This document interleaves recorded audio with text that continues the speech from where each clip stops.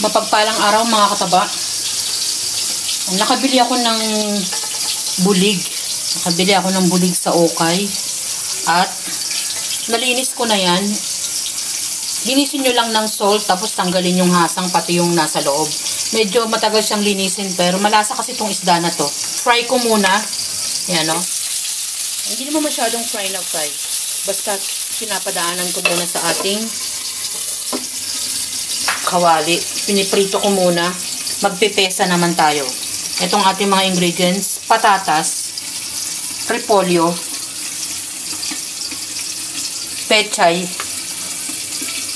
Siling green. Bawang. Sibuyas. Luya. O yan yung ating mga ingredients para sa ating pesang bulig.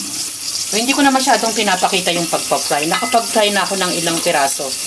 At hindi rin, may mga iba't ibang size kasi nakabitin kasi yan nung binili ko. Ano siya?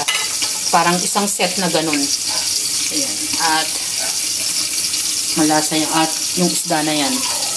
Ayan. Balikan natin habang fry ko yung ating pangalawang batch ng bulig. Patatas.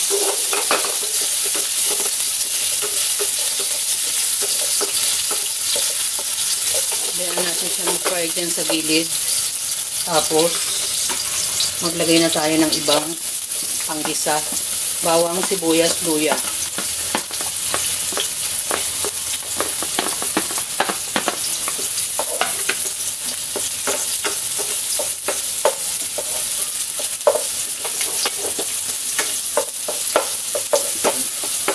Pabayaan lang natin mga ilang minuto. Tayo ng ibang pampalasa, paminta, konting salt, ajinomoto, tubig,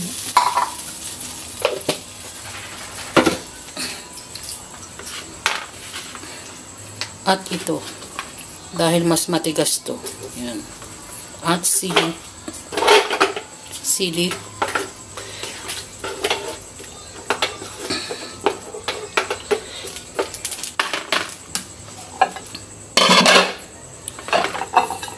Saka natin isama yung ating isda.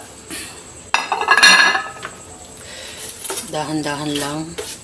Magdadagdag ako ng konting tubig. Dahil meron pa tayong dalawang gulay.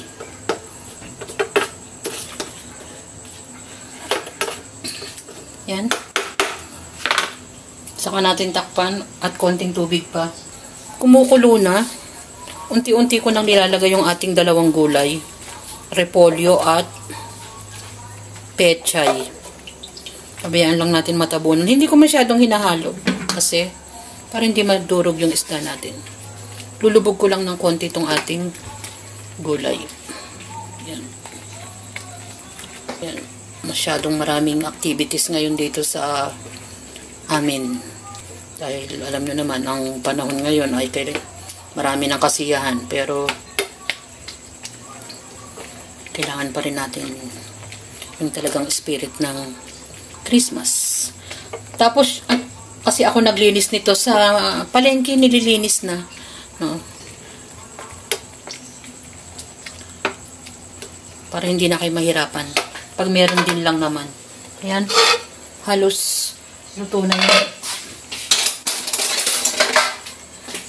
Tikman ko nga. Ayan. Madalang lang ang bulig. Kaya sinasamantala natin mga kataba na magluto ng pesa.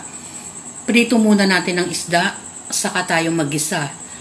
Ang gulay natin, patatas, repolyo, pechay, at maglagay tayo ng siling green. Madali lang yung pagluluto ng pesa. Basta timplahan lang natin ng maayos at iluto ng tama yung isda. At ganun din yung paglilinis ng isda. Lalagyan natin ng salt bago natin igisa o prituhin yung isda. Lilinisin muna natin sa salt. Yan yung simpleng pesa na naman natin. Napakasarap ng ganitong isda at lagyan nyo lang ng sabaw.